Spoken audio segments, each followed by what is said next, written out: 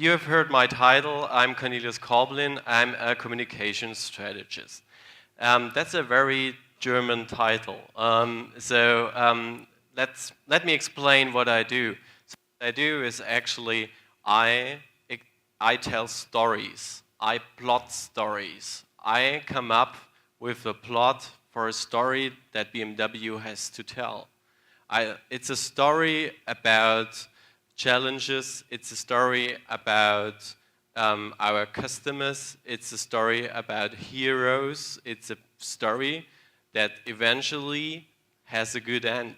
So that's what we realized very quickly. And then we decided in 2007 that we're going to set up a think tank called Project I. We took 200 of the most gifted engineers, marketing experts, designers, communication experts, connectivity experts in one team, gave them a old building outside of our campus, and told them that with what you know from the last almost 100 years, what would you do differently if you are about to set up a completely new car manufacturing plant and car manufacturing process? And what they came up with is two completely new products. I will tell you about these products in a little while. They also decided that these products don't not just have to look differently, they also need to be constructed of new materials. They also decided that the drivetrain technology needs to change and that we have to look in every single direction in order to figure out what's the best for the future cars. They decided that our cars need to be produced differently in order to be sustainable. So what we there achieved in Leipzig, where the cars are built, that's a small city in Germany, in the eastern part of Germany, is that the energy for the production will be 100% powered by wind energy. We have our 4 own wind turbines on the plant, which is great. We reduced energy, water consumption by 70%, and we reduced energy input by 50% just because we rethought every single process, and we rethought, for example, painting processes, production processes itself. And what we also figured out very quickly is that actually if the car has a future, then it's only within the existing mobility infrastructure. We cannot pretend that the car is just solely and just independent by itself and don't care about the infrastructure that is around you. So we need to connect it more cleverly with the infrastructure, and I will tell you in a bit what we've done there. We also saw that our customers are changing their behavior in terms of purchase behavior, how they purchase goods, how they purchase cars. We realized that we have a drop in customers visiting our dealers. So we came up with solutions that will be implemented with BMW I of mobile salesmen. So they visit you at the office, in a cafe, or at home. Everywhere you want them to come, they are able to sell you a car and explain the car because they have everything with them. We introduced a customer interaction center, which you can call 24/7 and ask any question and steer any process or solve any problem that you have with your car. We also will install online purchasing processes, which is completely new for the car industry. GM did something with eBay, I think, 4 years ago, and it was not working, but we took a lot of these things that were done there, and we just made it better and made it more efficient, and now we implemented it with BMW I. And something that is really interesting to see is that the perception of premium in general is changing. People are seeking for a new premium experience that is also sustainable. And this is something we not only see in the car industry, actually I guess we are one of the first that saw that. We see that in furniture, industry, in the fashion industry, we see it in cosmetics, it's everywhere. People demand premium products to be sustainable. It's almost like an hygienic factor. So if you want to be premium in the future, you need to be sustainable. And BMW i is a great leap forward in bringing sustainability and premium together. So what does BMW i stand for? So that's where I come in again. So if we now focus on the USPs that BMW i has, then I would say it's about visionary mobility. And it's not only about visionary looking cars and maybe some electric drivetrain technology. It's about new materials, and it's of course about mobility services that connect you much better to the existing infrastructure. It's also about inspiring design, because what we know, the top purchase reason still is design. And this won't change. So you're not going to sell an ugly-looking product, especially not in the premium industry. So design is very important, but we went for new ways of design. We decided that if you have a sustainable mindset, the car not just needs to be electrically driven, it needs to have the sustainable interior material. So we ripped out all the plastic door panelings and instrument panels and used natural fibers in order to cover the car. We took certified wood from responsible sources in order to do the trimmings. We developed a completely new leather tanning process that is working with extract from olive leaves that are usually burned or thrown away. We just completely changed the process of tanning leather. The last thing I already said, premium and sustainability coming together now in a beautifully designed product, and this is what BMW i stands for. And when you know of, yesterday we had an interesting panel, and we talked about BMW, what's your perception of BMW is. And most of the say big cars, it's dynamic, it's very exclusive and things like that. And that's our heritage. That's where we come from. We are offering driving pleasure. We are a big innovator in the industry, but now we believe with BMW i, this brand perception now becomes a real good balance, because it's not only focusing on our heritage, but it also gives us a very clear future outlook.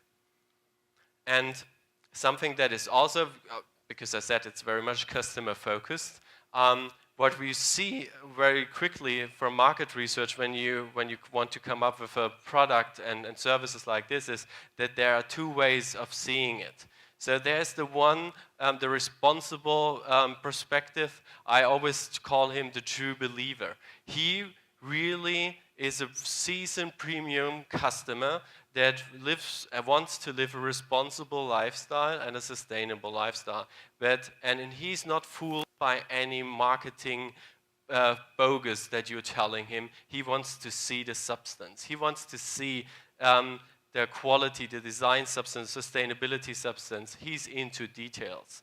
And on the other hand, there is a group of people, we call them the innovation-seeking perspectives. So they saw that sustainability is this huge megatrend, and they always hop from one trend to the other and see that innovation and sustainability is something they want to follow, but they do not want to sacrifice. They say, okay, I'm going to buy your product, but I do not want to sacrifice anything. And so you can see that's a quite interesting mixture of customers that we want to address with one communication. And let's see how we did that. Then we asked ourselves, so we're talking a lot about sustainability. So what does sustainability mean for potential BMW customers? So that was a market research carried out in the UK, USA, and China, and Germany. And it was really interesting to see that when we talk about sustainability, the first thing that comes into our customers' mind is environmental issues. But the funny thing is, environmental issues They know because everyone is talking about that this is the main case. But we are here in an expert circle, and you know that's not only about environment, it's also about being socially responsible, but also about the economic factors. But they see environment the top issue, but it's not affecting their personal life yet. Maybe in some countries it is. For example, if you have been to Beijing in the last 8 weeks, you know what I'm talking about. So this is definitely affecting your personal life, what's happening there in terms of the smog. But for most of people, there's no immediate effect there already. So they know about global warming, but it doesn't affect them. The second thing that's really interesting, our consumers have learned that there's something in for them. Being sustainable means saving money. They pay a little bit more, but over the lifetime and the lifespan of the product, they're going to reap the benefits. And that's a very strong motivator there. Maybe it's not an idealistic motivator, but it's a motivator that works. So we need to focus on that. And what they also say is, yes, I know that brands also need to be socially responsible, but in terms of purchase decision, this is not their main focus. However, for premium product, this is hygienic. And actually, I personally think for every company today, this is a hygienic factor. This is nothing you tell about and tell how great you are. This is something you need to do. Get your facts right first, and then you can go on, explain other stories. So we came up with 2 products. I think I have to hurry up a little bit. 2 products. One, urban commuting car, very compact in exterior dimension, very, very spacey interior. It has an interior actually of a 5 Series with the compact dimension of a 1 Series, if you're familiar with our BMW products. And this is an all-electric car for daily commuting, just perfect for daily commuting. And on the other hand, we have a bookend approach. So we came up with a new definition of sports car. This is a sports car that has an acceleration from 0 to 100 in under 5 seconds, but at the same time, fuel consumption of a compact car, so 2.7 liters in the EU test on 100 kilometers. So that's pretty impressive. And we're not doing this because electric mobility is such a hype and we need to hop on in it, because we strongly believe this is a huge iconic change that is ahead of us. So we don't know yet which will be the perfect drivetrain technology for the future, but we know one thing. You have to be able to master electric drivetrains, otherwise you don't have a sustainable business model in the future. So the earlier you start with this, the better. Because what happens with brands that missed an iconic change or failed in adapting to an iconic change is this. I thought to myself, so what is the best indicator to show what's a company worth? Yeah, maybe it's the stock price. And if you look at this, you can clearly see the market leaders, Nokia and Kodak, they completely failed the iconic change. And other companies came and took the benefits. They had the same business model, but completely, and the one companies understood what was happening and were adapting really early, and the others, they just stayed by their business model, and this is the biggest mistake you can do. So, and for us, it's very clear that we need to drive down the CO2 emissions. So we already have done a great job with efficient dynamics, but this is not enough. So if we're going to drive down now to 99 gram, 95 gram by 2020, electric cars and hybrid cars and plug-in hybrid cars need to be within our fleet, otherwise it's not working. So if we talk about electric cars, then what usually pops into our customers' minds is, oh yeah, it's something about eco-friendliness, lowering the cost, less maintenance intensive, and it's an innovative technology. But they also think about purchase hindering reasons. And what you usually would do when selling a product, like BMW has a desirable product, we don't talk about the purchase hinders. We talk only about the good stuff.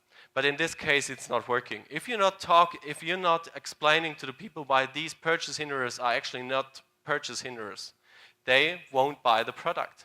And if they won't buy the product, it won't be a success. And if it won't be a success, the investment was for nothing. So you need to tackle these issues. And there's one promising sign for us. Once we talk to active e-drivers, so we have already one series that is electrified and it's in customer hands in the US, with 1,000 in the US and a few hundred around the world. And once you ask them the question why they decided to buy an electric car, they say it's because it's fun to drive. And you know what? I think that's the future technology. So that's something very powerful we can use for our communication. And what happened with, oh, we really need to hurry up. What happened now with electric mobility is we are now in the throes of disillusionment. So this is the hype cycle. This happens with every new innovation that's coming to the market. In some product, for some product, it's let's say for smartphone, it's 2 years long. For cars, it's about 10 years long. But what is really important is that you need to come up with a solution that is actually addressing the failures of the products that have been on the market first. And then, if you stay persistent and if you go for it, then you will reap the benefits later. A very good example in the automotive industry is Toyota, what they did with hybrid cars. So 15 years long, it took them to establish hybrid cars in the market. This is very persistent. And you know what? Now in China, in Japan, 40% of new cars registered are hybrid cars. So see, if you stay with your objective, you can definitely reach the target there. And where we are very confident with now, we found the solution. So this is actually electric mobility 2.0. This car was born for electric mobility. So we have a very light carbon fiber cell. It will be the first serial production carbon fiber cell that brings down the weight, and it's actually offsetting the additional weight of the battery, which means that you do not have to sacrifice. At the same time, it's a very strong material and a very safe material. And at the same time, we have the heaviest part of our car at a very low point with a very low center of gravity. It's BMW driving pleasure, because once you have a perfect weight shift, that's exactly what you need when you want to build a car that's about to revolutionize the industry. And you know what? It's actually working, I'm glad. Because we took the journalists to a very, very special test up in Norway, in Sweden, and let them drive the first cars, and they were amazed. So they say it's actually, this is a new age of electric mobility, and this is actually the thing that we were hoping for. And we also saw, that let me go to this one here, that the range issue actually is not an issue. We have 20 million kilometers with electric cars in customers' hands, and what they see, what we see from this research is that, like the normal average distance in Germany, for example, is 39 kilometers per day. So 160 kilometers with an electric car is perfectly enough. You have to recharge every 2 or 3 days. But it's not a sustainable solution if you're not considering the whole product life cycle. You need to be clear that from the development over to the production and the usage and the recycling, this needs to be as sustainable as possible. Otherwise, it's fooling people. Yeah? And so recycling is quite an issue there. As every child knows that you need to take a battery. You are not allowed to throw a battery away in the normal waste. So you can imagine what this means for us. But we achieved a recycling rate of 95%, which is like benchmark in the automotive industry, also for these cars. So let me quickly touch on 2 last points. So I told you that it's not only about cars, it's also about mobility services. And what these mobility services help us is that we tap into completely new fields of mobility and business fields, address completely new people, and learn a lot. So we already have, for example, 100,000 registered users in Germany for our car sharing scheme. And believe me, we learn a lot from this activity there. We also think of intelligent smartphone apps that help you come around in the city. It's not only about a car, it's actually about a whole holistic concept that will, in our opinion, change the way we move in our cities. Okay, so I have talked a lot now about these wonderful cars and how it looks like. So before I end my presentation, I'll show you how it will be with driving with a BMW i3, which is about to launch in Europe in 2013 and which is about to launch in Brazil very soon in 2014. And I skipped one page, which was also very interesting. If we now look at our Facebook fans, so we have 1.15 million Facebook fans already. There's no product on the market. There's just a story we wanted to tell. There's so much substance, there's so much incredible stories behind this, and people are following us every single day. Unfortunately, when I looked at the data, there were not many fans from Brazil there. So I guess with my last movie, this is about to change. I thank you very much for your patience and for your attention, and it was a pleasure talking to you.